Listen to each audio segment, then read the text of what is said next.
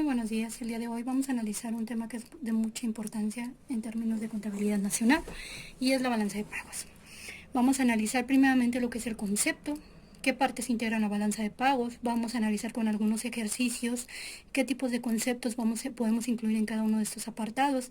También retomaremos el análisis de una balanza de pagos con datos reales y bueno, finalmente analizaremos un poquito acerca de los problemas que se pueden gestar en la balanza de pagos, sobre todo en economías más pequeñas.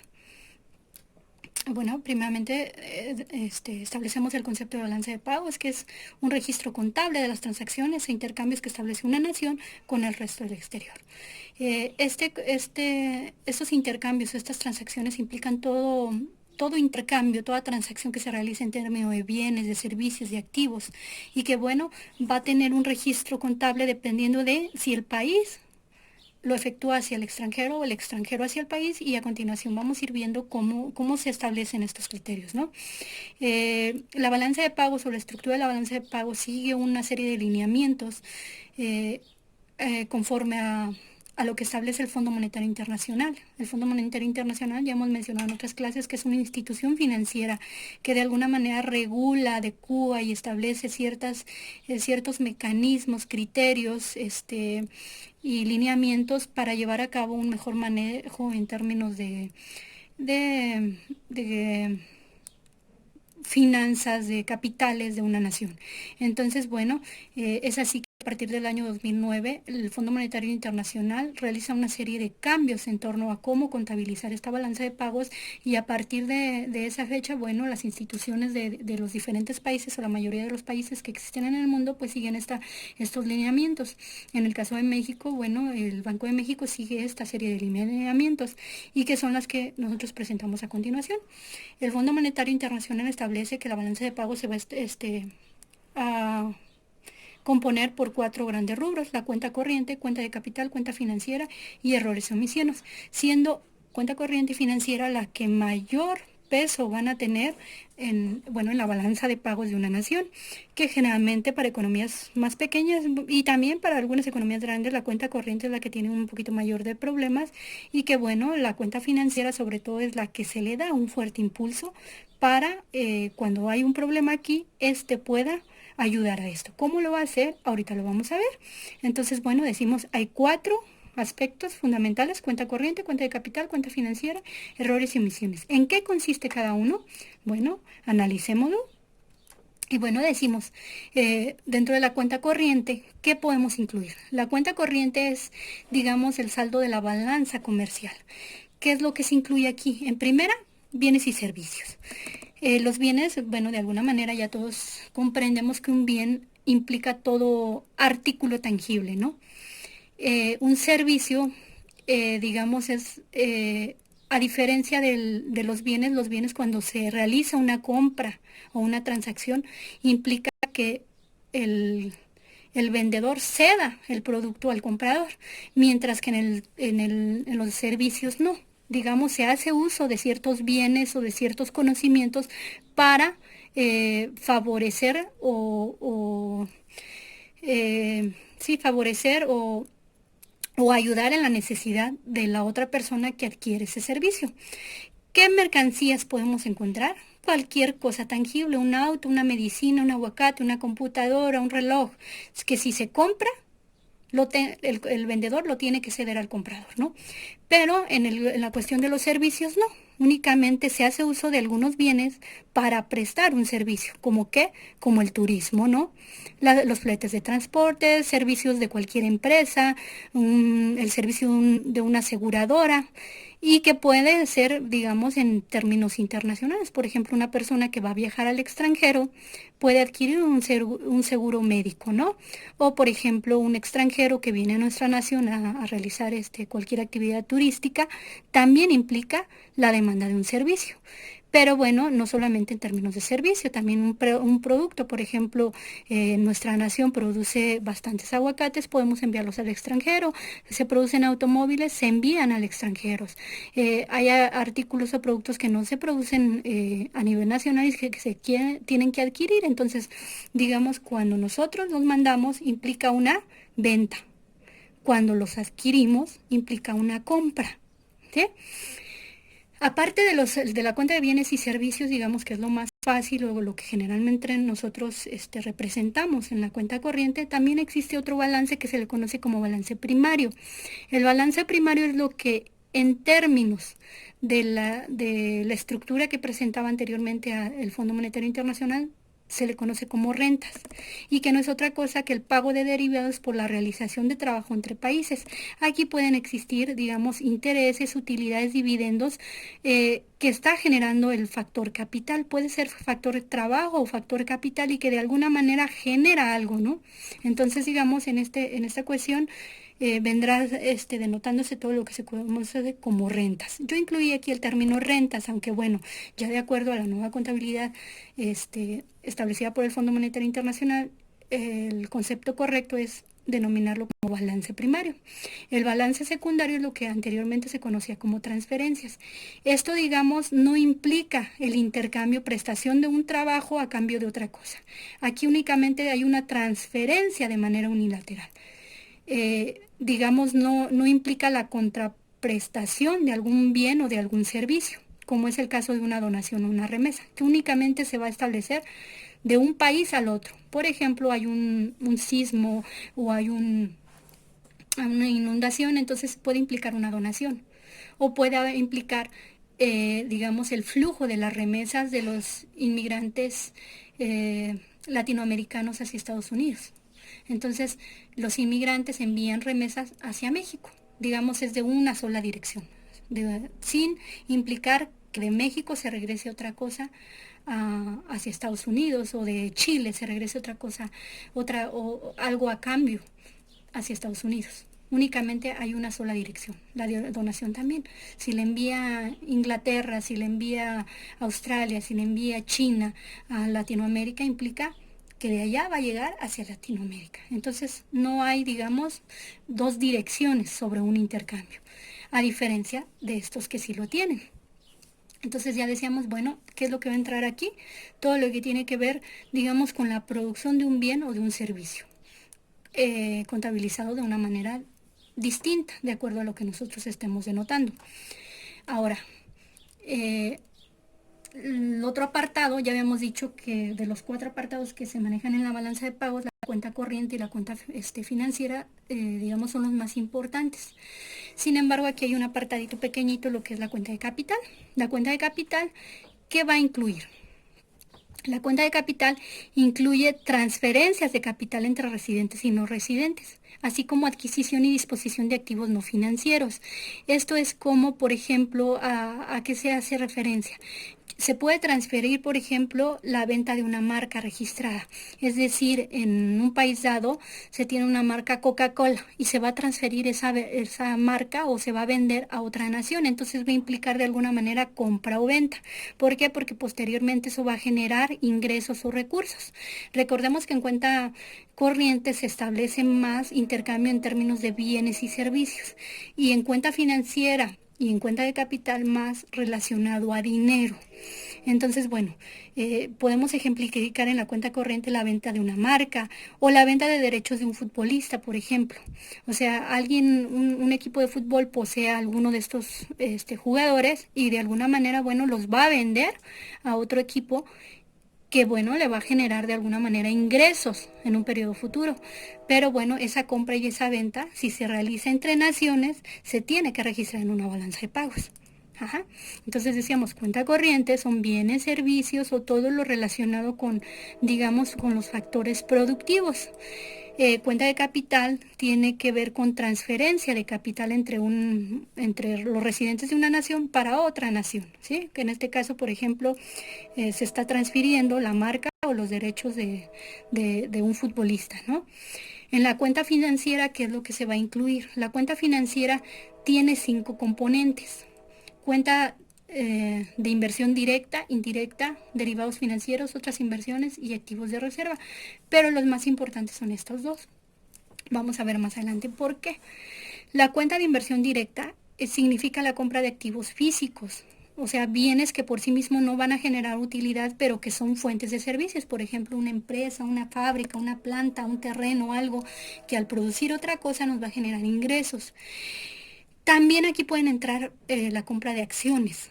la diferencia entre esta y esta, digamos, es que, bueno, la cuenta de inversión directa, mm, si utilizan, digamos, acciones, en la inversión directa, el número de acciones tiene una gran proporción, de tal manera que, digamos, al inversionista le interesa la empresa o el negocio y tomar decisiones en ella. Entonces, si tiene un 15, un 20, un 30% de acciones, va a poder decidir o va a tener una influencia directa en lo que es esta empresa. Mientras que en las cuentas de inversión indirecta o de cartera, digamos, puede comprar un valor de un 1%, un 0.5%, o sea, nada más le interesa en esta parte, digamos, ganar por el alza o la baja de las acciones. En digamos, este tipo de inversiones son más pensadas en el largo plazo. No tan fácilmente se va a deshacer de una empresa, o una empresa tan fácilmente va a tronar. Lo puede hacer, pero implica menos problemas, mientras que en inversión extranjera indirecta viene un problema como el actual problema de la pandemia que estamos viviendo, y bueno, los inversionistas pueden retirar sus acciones, ¿no? ¿Por qué? Porque finalmente, digamos, él no va orientado hacia tener mayores ganancias o mayores decisiones sobre lo que está pasando en Coca-Cola, en Bimbo, en Modelo, etcétera. Únicamente interesa el valor del activo, ¿sí? Entonces, digamos, la cuenta financiera, ya decíamos, se divide en 5 aspectos. Las más importantes son cuenta de inversión directa, cuenta de inversión indirecta o, de acuerdo al nuevo esquema contable, inversión en cartera, ¿sí? Otros derivados financieros, otras inversiones que ahorita vamos a describir en qué consisten, y los activos de reserva. Los activos de reserva, vamos a ver más adelante que, bueno, anteriormente, en el esquema anterior, estos formaban un apartado anterior, diferente. Ahorita se contabilizan en cuenta financiera. Y digamos, siempre la balanza de pagos tiene que dar como resultado cero. Ahorita lo vamos a ver con unos datos. Si la cuenta corriente es negativa, la cuenta financiera tiene que ser positiva para compensar. O la cuenta de capital, ¿no? Generalmente esta es la que atrae más capitales o implica más entrada de dinero. Entonces, si una es negativa, la otra tiene que ser positiva. Y cuando no se logra compensar esa parte, se puede hacer uso de los activos de reserva, que es otro apartado pues muy importante y que vamos a ir describiendo. Entonces, bueno, recordemos únicamente que la balanza de pagos se divide en 4 aspectos: cuenta corriente, cuenta de capital, cuenta financiera y la parte de errores y omisiones. Entonces, bueno, en la cuenta corriente, digamos, tanto en la cuenta corriente como en la cuenta financiera y en la cuenta de capital, al comprar o al vender, recordemos siempre que aquí estamos hablando de comprar y vender respecto a una nación con el exterior, ¿sí? Si compramos, implica una entrada de producto, pero a la vez, si entra un producto, va a salir dinero, ¿no? En términos de cuenta corriente, digamos, si compramos una computadora, implica una salida de dinero y una entrada de producto. En el caso, por ejemplo, de un activo financiero, acá estamos viendo en términos de bienes o servicios. En términos de la cuenta financiera, podemos decir, si compramos un activo, si yo lo compro en el exterior, voy a sacar dinero, ¿sí? Si el exterior me compra a México, va a entrar dinero. Entonces, ¿cómo se va a registrar esto digamos, en la balanza de pagos? En primera, ya decimos, hay compras y hay ventas. Lo ideal es tener un equilibrio. Entonces, bueno, si tenemos un equilibrio, ¿qué podemos entender por equilibrio? Si, digamos, nosotros compramos 1,000 pesos de productos extranjeros y vendemos 1,000 pesos hacia el exterior, entonces digamos que tenemos un equilibrio. Exporté en términos de dinero la misma cantidad de lo que importe. Entonces es lo ideal y lo que se busca en una nación, que tanto lo que entra como lo que salga, pues tenga un equilibrio, ¿no? Pero ¿qué pasa? Digamos, si entra más dinero de lo que sale, por compra ya sea de un bien, de un servicio o de algún activo, pues vamos a tener un superávit. Va a haber más dinero. Y si hay más dinero de alguna manera, eso se va a ir reflejando en un aumento en las reservas. Las reservas se van a contabilizar, digamos, de manera negativa, porque vamos a tener reservas y luego van a ir saliendo. ¿Por qué implican la salida? Más adelante vamos a ver que las reservas se pueden adquirir de diferentes conceptos. ¿Qué pasa si hay un déficit? Hay un déficit cuando ¿qué? Cuando, digamos, nosotros importamos más de lo que exportamos. O sea, pagamos mucho al exterior, pero recibimos muy poquito, que generalmente eso es lo que pasa en las economías más pequeñas, ¿no? Se importa mucho y se exporta poquito. Este, entonces, digamos, si lo vemos en el lado de la cuenta corriente, generalmente esto no tiende a existir para las economías más pequeñas. Casi siempre se importa mucho y se exporta menos. Entonces hay un déficit, generalmente hay un déficit. En el caso, por ejemplo, de China, un superávit, ¿no? Se exporta mucho, se importa poco. Pero bueno, ¿qué va a pasar? Por ejemplo, decimos esto es en términos de bienes y servicios y esto en términos de activos financieros. Cuando, digamos, entra un artículo a nuestra nación, como pagamos implica un débito. Se contabiliza de manera negativa, o lo que son las importaciones. Cuando se exporta o se vende al exterior, entra dinero y de alguna manera vamos a tener un crédito o un aumento de dinero en términos positivos. ¿Sí? Crédito y débito son los términos utilizados en términos de cuenta corriente. En términos de cuenta financiera es activo y pasivo. Entonces, crédito, decimos, es cuando se recibe, ¿no? Igual que en un negocio cualquiera. Si vendes, vas a aumentar los créditos. Si compras, vas a aumentar tus débitos. Entonces, bueno, lo ideal es que siempre los créditos sean mayores que los débitos. En el caso de la cuenta financiera, decíamos que aquí hablamos de todo tipo de activo financiero. Y bueno, de alguna manera aquí, ¿qué es lo que vamos a vender? Pues cualquier tipo de activo, por ejemplo, un bono, inversión, lo que sea, eh, que de tal manera, si digamos los extranjeros vienen y compran en México, digamos, se va a contabilizar ahora de manera, como un pasivo. ¿Por qué como un pasivo? Porque si ellos vienen e invierten en México, significa que tú les vas a deber. En algún momento se van a llevar su dinero. Entonces, tú como México implicará que estás debiendo, ¿no? Estás teniendo un endeudamiento neto pues más mayor. Pero ¿qué pasa, por ejemplo, si los mexicanos o los nacionales van e invierten en el extranjero? Los latinos invierten en Europa, tú eres latino, entonces implica que vas a tener activos, porque bueno, ese dinero va a ser tuyo en un futuro. Pero aquí lo diferente, digamos, es que mientras que aquí entran con el mismo signo, digamos, acá en la cuestión de pasivos, digamos, si entran a México, ya decimos que son pasivos, ¿no? Porque le vas a deber en algún momento. Pero en términos de la balanza de pagos se va a tomar con signo positivo. ¿Por qué? Porque en el corto plazo está implicando una llegada de dinero. Llega dinero, pero es un pasivo. Tú le vas a seguir debiendo a alguien, ¿no? En algún momento. Que bueno, lo ideal aquí es que lleguen sobre todo con inversiones extranjeras, directas, ¿no? Para que se generen más productos, más bienes, más servicios y sigas creciendo y te dé dinero para pagar lo que le debes a esta persona. O bueno, si son inversiones en cartera, pues también que estas acciones, las empresas, el gobierno o las instituciones que lo requieran, lo utilicen de manera correcta. ¿Para qué? Pues para que crezca más la economía, crezca más la empresa y se pueda pues, solventar y pagar, ¿no? Entonces, si tú lo haces en el extranjero, implica un préstamo. Si el extranjero viene e invierte en México, significa un endeudamiento, tú le vas a deber, ya lo mencionamos. Entonces, es activo si lo haces en el extranjero, es pasivo si vienen y lo hacen en tu nación. Hasta aquí, pues bueno, entonces hablemos aquí un poquito de inversión.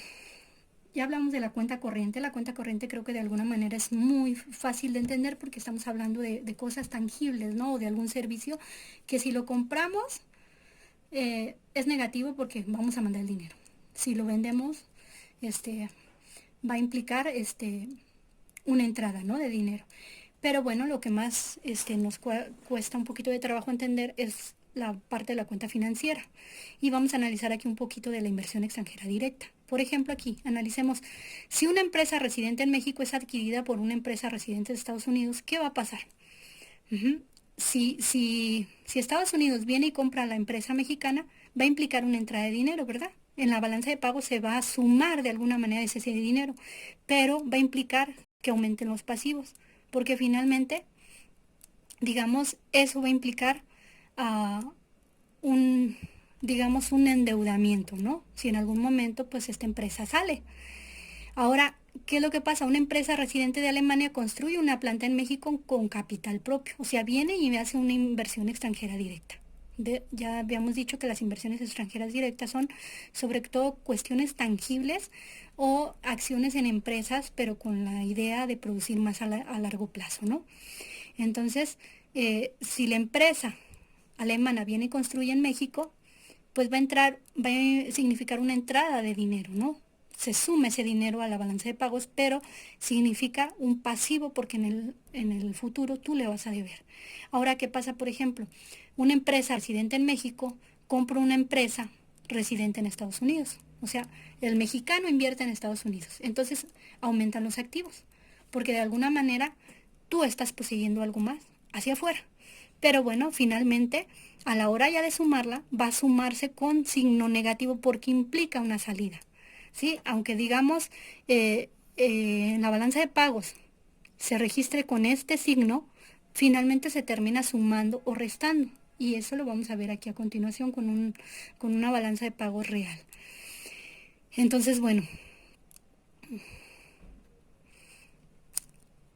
ya hablamos de las inversiones extranjeras directas. Las inversiones en cartera decíamos que son inversiones en títulos, sobre todo.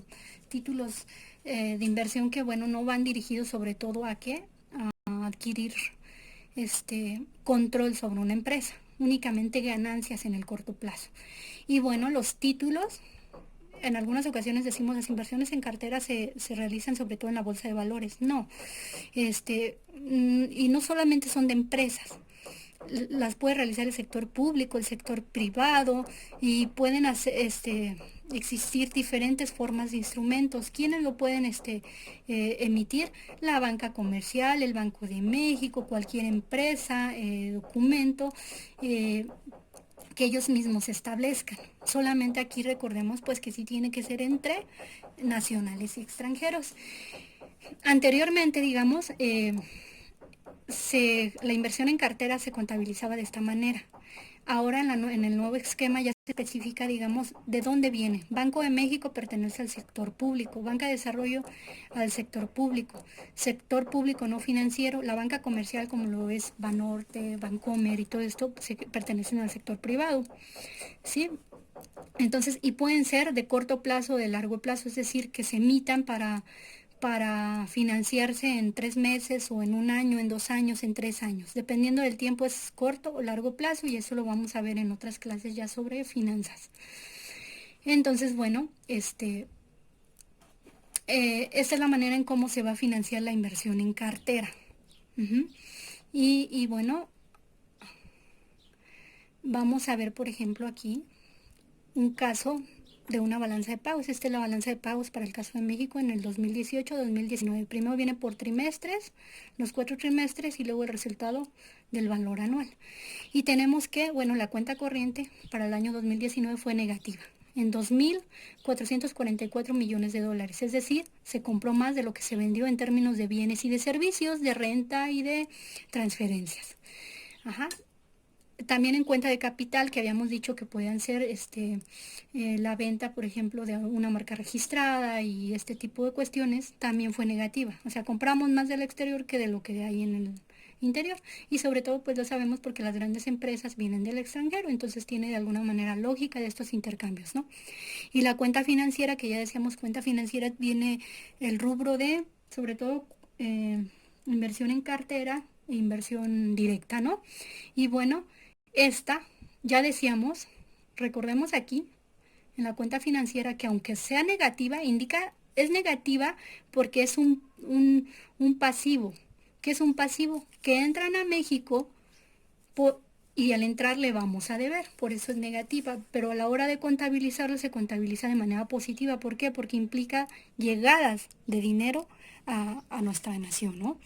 Entonces, bueno, aquí digamos, si nosotros contabilizamos las cuatro partes, son menos 2.444 menos 56 más 11.314, que implicó llegada de capitales tanto a inversión extranjera directa e indirecta, y una parte que tiene que ver, bueno, con otro tipo de inversiones o con variación de las reservas que ya mencionábamos. La cuenta financiera son 5 componentes, pero nos enfocamos sobre todo en 2 aspectos, que es cuenta inversión directa e inversión en cartera.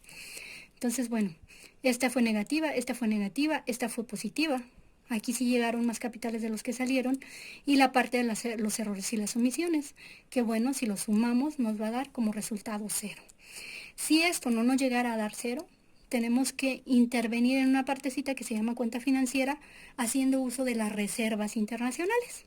O sea, las reservas internacionales ya habíamos dicho que son como el excedente que se va teniendo entre estas 2 cuentas, o estas 3, pues la de capital, aunque es pequeñita, también tiene un efecto.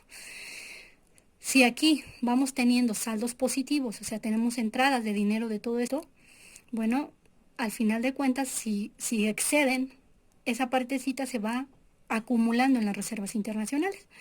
Pero si digamos es deficitario, vamos a tener que incluirle en un apartadito aquí pequeñito, y bueno, tienen que ir entrando en esta parte. Ahorita vamos a ver una balanza de pago ya más desglosada. Digamos, aquí nada más están los totales de las 4 partes que componen una balanza de pagos, y aquí también está, por ejemplo, en el 2018 lo que pasó. Y bueno, ahora digamos, para recordar un poquito en qué consiste cada uno de los aspectos. Nosotros aquí tenemos algunos ejemplos y vamos a tratar de irlos describiendo. Me voy a dar un poquito de tiempo para que tratemos de adivinar, o no adivinar, sino pensar en dónde podemos incluir cada uno de estos aspectos. Primeramente tenemos que hay la herencia de un mexicano en el extranjero. O sea, hubo un mexicano, o sea, es mexicano, está aquí, se recibe una herencia que viene del extranjero. Entonces, ¿qué va a implicar? ¿Una entrada o una salida? ¿Y dónde se contabiliza? ¿En la cuenta corriente o en la cuenta de capital o financiera?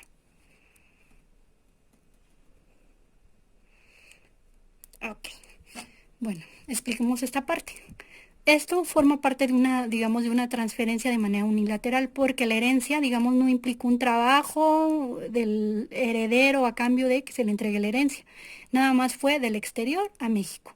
Entonces, digamos que la cuenta corriente se componía de bienes, servicios, el sector primario, que era las rentas, y el sector secundario, que eran las transferencias. Entonces, va a entrar aquí, ¿sí? Y implica, ¿qué implica? ¿Un crédito o un débito? Implica un crédito, porque de alguna manera están aumentando los ingresos hacia nuestra nación. Vamos con el segundo ejemplo. Pago de una exhibición de un pintor mexicano en Alemania. O sea, el pintor es mexicano y la exhibición lo hace en Alemania. Estamos hablando de compra o venta de activos, o de algún bien, un servicio, o de alguna transferencia. Y estamos hablando de que se hace en México o se hace en Alemania. Bueno, si lo analizamos bien, podemos entender que el mexicano está prestando un servicio, ¿no? Si está prestando un servicio en Alemania, implica una entrada de dinero, o sea, un crédito. ¿Y en qué? En bienes y servicios, concretamente en servicios. Vamos con el tercer ejemplo. Ampliación de empresa Cemex en Perú. Cemex es una empresa mexicana y va a ampliar una empresa o una planta en Perú. Entonces, ¿de qué estamos hablando aquí? ¿La venta o la compra de un bien o un servicio? ¿Estamos hablando de inversiones? Efectivamente estamos hablando aquí de inversiones, ¿no? Inversiones directas, porque estamos hablando de una empresa, estamos pensando en ganancias a largo plazo. Entonces, estamos pensando en una inversión extranjera directa, ya decimos. ¿Y qué implica un qué? ¿Un activo o un pasivo? Implica un activo, porque México es el dueño de Cemex. Entonces lo sigue poseyendo en el futuro, pero en el corto plazo implicó una salida de dinero. Entonces se va a restar finalmente de la balanza de pagos. Implica flujo de dinero hacia el exterior. Ahora seguimos. Ampliación de planta Toyota en México. Toyota no es una empresa mexicana. Entonces, si no es una empresa mexicana, está implicando que, bueno, los japoneses inviertan en México. También estamos hablando de una planta de producción pensando en el largo plazo, no estamos hablando de una inversión indirecta o que nada más nos interese en el corto plazo. Estamos pensando en que el extranjero venga e invierta pensando en obtener sobre todo ganancias duraderas. Entonces, implica una llegada de dinero, pero en el largo plazo implica una deuda. Entonces, va a ser parte de un pasivo, ¿no? Uh-huh. En la balanza de pagos se va a contabilizar de manera positiva. ¿Por qué de manera positiva? Porque implica la llegada de dinero. Donaciones por parte de China a México por el COVID-19. Si implica una donación, ya decíamos que las donaciones entraban o forman parte de transferencias de manera unilateral. Se está donando, o sea, China está enviando cosas a México, pero no a cambio de nada. Bueno, no directamente, probablemente después venga la cuestión, ¿no? Pero bueno, esas transferencias vienen entrando en la cuestión de el balance secundario. Vamos con otro ejemplo. La compra de un futbolista, el futbolista Javier Hernández. Se compra, digamos, este futbolista es mexicano, entonces lo compra el extranjero. Si lo compra el extranjero, implica que, ¿qué vamos a tener? Una cuenta corriente, es un bien, es un servicio, es una renta, es una transferencia o forma parte de la cuenta de capital y financiera. La cuenta de capital ya decíamos que era, digamos, intercambio de flujos entre nacionales y extranjeros. Es un flujo, ¿por qué? Porque finalmente el futbolista, que si es mexicano, se vende al extranjero, en el extranjero, en los años siguientes, va a implicar, digamos, entrada de dinero, ¿no? Entonces, este se va a contabilizar en la cuenta de capital. Y por ahora, va a implicar una entrada de dinero, ¿no? Entonces, se está vendiendo, digamos, este futbolista, ¿no? En términos de trabajo, claro. Y bueno, decimos, la planta Toyota importa insumos intermedios de China. ¿Qué está comprando? ¿Un activo o un producto o un servicio? ¿Está comprando? ¿Qué está comprando? A ver, analicemos. Bueno, ¿qué decimos? Está importando insumos y los insumos son bienes, ¿no? La planta Toyota está en México y los está importando de China. Si los importa de China, implica una entrada de producto y una salida de dinero. De alguna manera es un débito, porque está saliendo el dinero. ¿Sí? Entonces, digamos aquí esto lo analizaremos más con datos reales en las siguientes clases, ya sobre todo analizar concretamente cada uno de los rubros, porque si nosotros vamos dividiendo la balanza de pagos, pues vamos a ir viendo que se va desglosando de una manera muy, muy, muy amplia, ¿no? Y entonces, bueno, aquí vamos a analizar las reservas internacionales. Decíamos que las reservas internacionales en el esquema anterior formaban un apartado diferente o totalmente aparte. En la actualidad se contabilizan, ya dijimos, dentro de dentro de la cuenta financiera. Pero ¿por qué las vamos a analizar aquí importante? Bueno, de manera importante o lo vamos a analizar en un apartado diferente. Las reservas internacionales de un país están constituidas por todos aquellos activos externos de disposición inmediata y bajo control de las autoridades monetarias para satisfacer necesidades de financiamiento de la balanza de pagos. Ya decimos que, bueno, cuando la cuenta corriente es deficitaria, la cuenta financiera tiene que ser positiva para ayudar a financiar esta, ¿no? Si esta es negativa y esta tiene que ser positiva y de alguna manera se tiene que igualar a cero, ya decíamos. Si no lo hace, van a entrar en juego las reservas internacionales para equilibrar esa parte que hace falta. Entonces, de alguna manera, estas son muy importantes. Si se acumulan mucho en un país, es bueno. ¿Por qué? La mayoría de las naciones, sobre todo pequeñas, tienen grandes déficits en la cuenta corriente. Importan mucho y exportan poquito. Entonces, al tener déficit, ¿qué está pasando? Se tienen que financiar con cuenta financiera. Pero ya decíamos que cuando la cuenta financiera aumenta, si entra dinero, significa que en un futuro tú le vas a deber. Entonces, de alguna manera, este, si tú debes, implica que vas a tener que pagar en un futuro.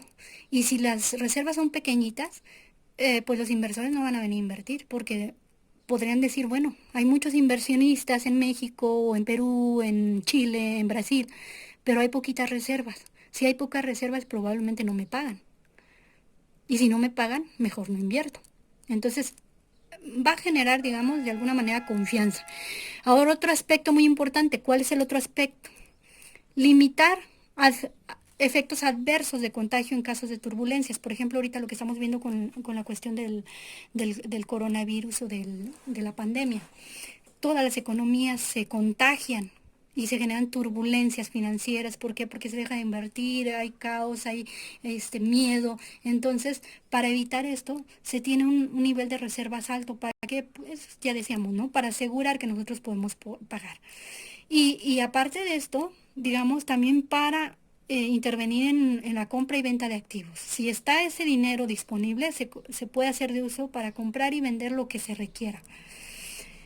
Digamos, estas reservas internacionales deben de estar siempre disponibles, que las quiera, cada vez que las quiera utilizar el gobierno, él las puede adquirir.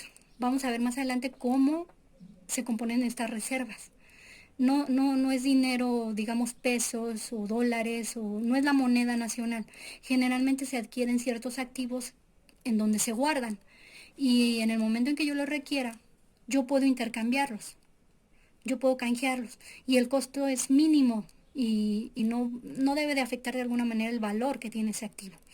Ujú. ¿Cómo se componen estas reservas internacionales? Digamos, yo ya tengo una reserva internacional de 100 millones de dólares, equivalente a 100 millones de dólares, o 150, 200, la cantidad que yo tenga. Yo como nación debo de elegir en qué las voy a guardar. Sí, es como por ejemplo en una familia, tengo dinero, yo decido si lo voy a llevar a un Bancomer, a un Banamex, a qué tipo de caja de ahorro, o sea, yo decido en dónde, ¿no? Y generalmente se van a guardar en donde sean más seguras y más fiables. Entonces puede haber monedas, puede haber metales preciosos que pueden ya ser o con asignación, o sea, me refiero a que alguien dice, yo te compro en relación al precio del metal y tú me lo vas a tener que pagar en esa cantidad cuando yo lo quiera. O definitivamente adquiero los lingotes como tal. Metales, otro metal como la plata o algunas posiciones en cuanto al Fondo Monetario Internacional. El Fondo Monetario Internacional funciona con aportaciones de los socios. Entonces, digamos, de alguna manera, en primera yo debo de aportar, si quiero ser socio. Y en segunda puedo adquirir ciertas posiciones, digamos, como si fuera como un ahorro. Decir, yo quiero más títulos o más activos, de manera que los pueda tener como guardados, como cuando voy a un banco y guardo dinero, ¿no? Entonces, pueden ser en posiciones o en derechos especiales de giro. Los derechos especiales de giro son como un tipo, como un activo que creó el Fondo Monetario Internacional, como si fuera una moneda. No es una moneda, pero entendámoslas como si fuera un billete o un documento que sirve de intercambio, ¿no? Entonces, las naciones dicen en qué los van a adquirir, ¿no? Generalmente se adquieren en esto porque son las cosas que menos fluctúan y que van a ser más estables a largo plazo. Si nosotros los analizamos, ya decíamos que una de las composiciones son en términos de monedas. ¿Cuáles son las monedas más fuertes en la actualidad? Dólar y euro. El yen, la libra, el dólar canadiense. En el caso de México, la mayor parte de las reservas que están denominadas en monedas, porque ya decíamos, también puede haber posiciones en el Fondo Monetario Internacional, pueden ser metales, etcétera. Entonces, si estamos hablando de dinero, en el caso de México lo que más invierte es el 62.7% en dólar, le sigue el euro, el yen, la libra, el dólar canadiense y el dólar australiano. ¿Por qué? Pues porque de alguna manera son monedas fuertes y yo sé que si yo las invierto o los guardo en términos de esas monedas, no van a tender digamos, a tener problemas en el momento de la conversión. Aquí es muy importante mencionar que la composición de las reservas nunca tiene que ser en la moneda que, que es de la nación. O sea, si es Chile no puede ser en peso chileno, no puede ser, en Brasil no puede ser el real, ¿no? O sea, tiene que ser en monedas, en monedas o en cualquier activo diferente a la moneda que se está evaluando. Ahora, la parte de los errores y omisiones. Ya habíamos mencionado, la balanza de pago se compone de 4 aspectos: cuenta corriente, cuenta de capital, cuenta financiera y errores y omisiones. Nosotros ahorita pues hablamos de las reservas porque consideramos que es un aspecto muy importante, ¿sí? Eh, Aunque no se debe de tomar como un rubro aparte. El último rubro son los errores y las omisiones. Son errores sobre todo que se cometen por rubros de cuentas por pagar o ajustes que se realizan en el comercio internacional, que de alguna manera impiden la contabilización de manera exacta en las transacciones, ya sea por cuestiones de tiempo, etcétera, que de alguna manera no van a cuadrar lo que realmente se registra con lo que se hace, ¿no? Y entonces, bueno, ahí viene esa parte de los errores y omisiones que tiene que incluirse para de alguna manera cuadrar, ¿no? Esto sobre todo sucede cuando los valores ya sea de los créditos o de los débitos son demasiado bajos, demasiado altos, o cuando el aumento de activos y pasivos en la cuenta corriente también son muy altos o muy bajos y de alguna manera no va cuadrando, y entonces esto nos va a dar pues un signo sobre todo positivo. Aquí está una balanza de pagos y nosotros ya más desglosada. Anteriormente veíamos los 4 aspectos, nada más los resultados, 1, 2, 3, 4, ¿no? Y entonces, bueno, aquí estamos viendo una cuenta, perdón, la tabla de una cuenta financiera. La cuenta corriente de alguna manera no se incluyó, ya que generalmente, bueno, ya decíamos, la mayoría de los estudiantes no tiene tanto problema en contabilizar. Si es un bien, ya decíamos, si es una computadora, ya sabemos que es un bien. Si es si es un lapicero, ya sabemos que es un bien, ¿no? Si es un servicio médico, ya sabemos que es en servicios, ¿no? Entonces no tenemos un poquito tanto problema, ¿no? Y decidimos enfocarnos aquí en la cuenta financiera. Entonces, de alguna manera aquí vemos, por ejemplo, la primera parte que son inversiones directas.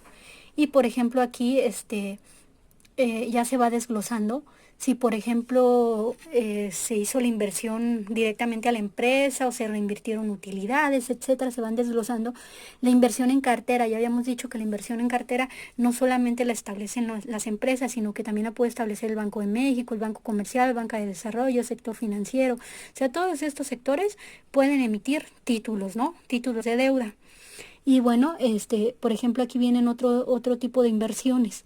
Otro tipo de inversiones que sobre todo los pueden emitir las instituciones para financiar, digamos, cuando tienen problemas de deuda, ¿no? Y aquí viene el apartadito que mencionábamos, los activos de reserva. Cuando se tiene que hacer un ajuste pequeño, ¿por qué? Porque la suma de estos no nos cuadra para dar cero, y entonces, por ejemplo, aquí tenemos en el anual del 2009, tenemos un apartadito que viene, dice variación total de la Reserva Internacional Bruta, que fue de 6.644.000 millones de dólares. ¿Sí? Entonces, de alguna manera aquí se desglosan todos los apartados. Ya decimos, la cuenta financiera se divide en directa, cartera, derivados financieros, otras inversiones y activos financieros, que son los 5 apartaditos, ¿no? Y que estos nos van a dar pues el saldo de la cuenta financiera, que ya decíamos que la mayoría de estas son negativas, son positivas, ¿no?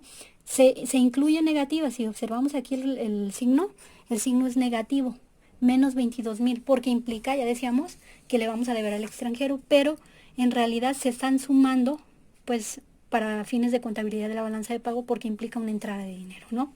Entonces, si nosotros observamos, menos, ah, aquí sí son positivas, ¿no?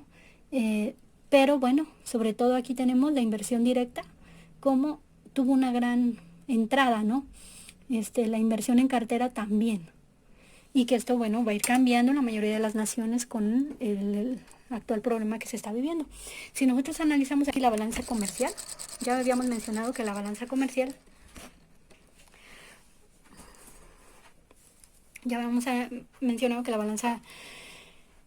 la cuenta corriente Ese es el primer apartado que incluye bienes y servicios, ¿no?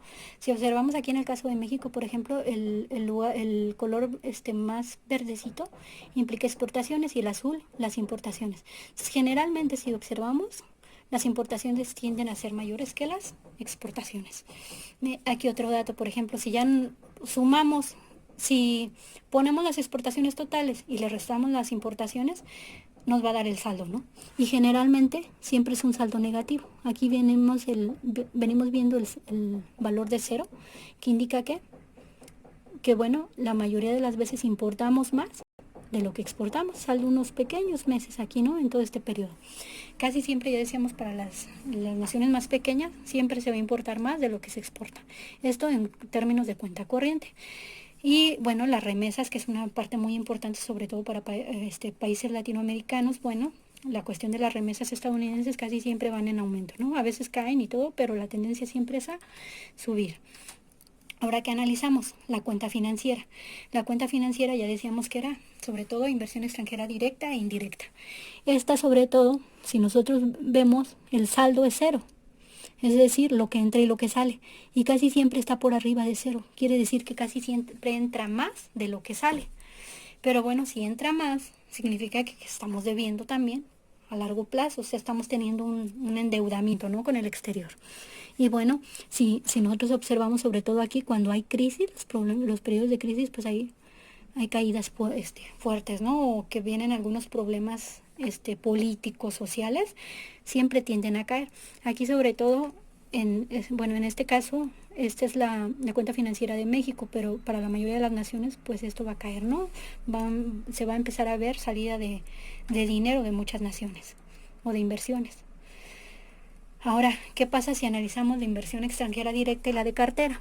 Si nosotros analizamos la directa ya decíamos que era pensando sobre todo en un largo plazo, ¿no? En realizar inversiones sobre todo productivas. Si nosotros observamos la inversión extranjera, aquí es en cartera, están cambiados. La inversión en cartera, que es la que, bueno, digamos, de alguna manera está pensada como en el corto plazo. Si me conviene, entro y compro algún activo, y si no, me salgo, ¿no? Si observamos aquí, aunque están del mismo tamaño los gráficos, las variaciones van desde -20 hasta 25 en este periodo. O sea, muchos cambios. Si vemos la inversión la inversión extranjera directa, esta únicamente varía entre -3 y 18. O sea, tiene más margen, ¿no? Si lo graficáramos a la misma escala, al mismo tamaño, pues las variaciones serían por acá. ¿Qué quiere decir? Pues que finalmente la inversión extranjera directa tiende a ser un poquito más estable. No es tan fácil que entren y salgan las inversiones como lo es en la inversión en cartera. Sí, entonces, y esto, bueno, esto es una cuestión más o menos general para la mayoría de las naciones. En la cuestión de reservas, la variación en términos de cambios, casi siempre pues las variaciones aquí van acompañadas en periodos de crisis, caen, vuelven a subir y caen, ¿no? Entonces aquí se espera, considero yo que en los siguientes meses va a estar cayendo para el caso de México, ¿no? Y bueno, algunas noticias, por ejemplo, aquí en el caso de México, registró una de las mayores caídas el año pasado, dice. ¿Por qué se registran caídas? Recordemos que cuando hay problemas en la cuenta corriente y con la cuenta financiera no puede financiar a la cuenta corriente, pues entra ahí a jugar un papel muy importante, el papel de las reservas internacionales. Entonces, bueno, en el caso de México se ocasionó una de las grandes caídas, ¿no? ¿Qué pasa con el uso de las reservas? Decía, cuando tenemos problemas, pues esto va financiando, ¿no? El problemita que tenemos, pero en algunas ocasiones se va agotando. Y de hecho aquí dice otra de las notas, bueno, la última vez que se agotaron o que casi nos quedamos sin nada fue en 1994. ¿Por qué? Porque había problemas y entonces se está financiando, es como si se le estuviera echando dinerito al cochinito, pero bueno, el problema sigue persistiendo y se nos van acabando las reservas. Entonces, esto nos puede generar problemas persistentes. ¿Y cuál es la solución? Generalmente decimos, cuando la cuenta corriente es deficitaria, cuando importamos más de lo que exportamos, se requiere sobre todo atracción de inversiones directas, o sea, en inversiones productivas. Para esto, pues en primera hay que tener tasas de interés atractivas, estabilidad económica, estabilidad económica, atracción de inversiones de largo plazo. Esto cuando estamos hablando de inversiones pensadas en el largo plazo. Si la economía se ve bien, Toyota viene e invierte. Si la economía se ve bien, las farmacéuticas llegan a instalarse al país. Si no, pues se sale, ¿no? Pa, este, Otra cuestión es atraer las inversiones indirectas. Si se traen las inversiones indirectas, ya decíamos que son inversiones pensadas sobre todo en el corto plazo, en obtener ganancias. Si me ofrecen una tasa de interés muy alta, voy a entrar. Pero además que hay estabilidad económica y que yo vea que hay reservas y que tiene capacidad de pago la nación, ¿no? En el caso, por ejemplo, de México, las tasas de interés han estado bajando por este problema que estamos teniendo de la pandemia. De hecho, el día de ayer se situaron alrededor del 6% y se proyecta que quizá lleguen a caer hasta el 4%. ¿Qué significa una tasa de interés baja? Que si es de 6%, por cada 100 pesos, recibo 6 pesos. Entonces a los inversionistas les conviene tasas de interés atractivas, pero que además haya estabilidad económica. Si la economía está mal, la política, la sociedad, entonces mejor me llevo mi dinero, ¿no? Pero además yo veo que hay pocas reservas internacionales. Si hay poca capacidad de pago, no me arriesgo, porque si todos los inversionistas quieren sacar al mismo tiempo sus inversiones, probablemente yo no alcance. Entonces, digamos, esto generalmente es a lo que se recurre cuando la cuenta corriente es deficitaria. Y la mayoría de las economías más pequeñas, como Chile, México, Perú, Paraguay, Uruguay, recurren a esto, ¿no? Ofrezco tasas de interés altas o condiciones económicas importantes, ya sea para que vengan e inviertan en cartera o en inversiones directas más productivas y me puedan financiar, ¿no? Estén llegando dineros que me hagan que mi balance de pagos iguale a cero. Cuando ya esto no es, digamos, tan redituable, puedo también adquirir deuda directa con los bancos extranjeros para tener mayor solvencia. Y no solamente el gobierno, sino también las empresas, los bancos, etcétera, pueden adquirir deuda. Entonces, de alguna manera, esto es lo que más se recurre, ¿sí?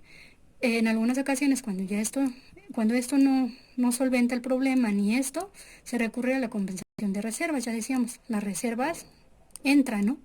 Y rellenan lo que no está rellenando esta parte. Y el último punto, pues, es corregir el déficit en cuenta corriente, que sería lo más ideal, pero no lo hacen las naciones porque implica un cambio en toda la estructura económica y política. Si yo ya sé que constantemente estoy importando mucho y exportando poquito, entonces debo de generar las condiciones necesarias para que se incrementen las exportaciones y se reduzcan las importaciones. Pero esto implica todo un esquema, un cambio en política fiscal, cambiaria, monetaria, etcétera. ¿Para qué? Para que se cambien las condiciones actuales, ¿no? Entonces, bueno, estas, digamos, son las soluciones que se dan.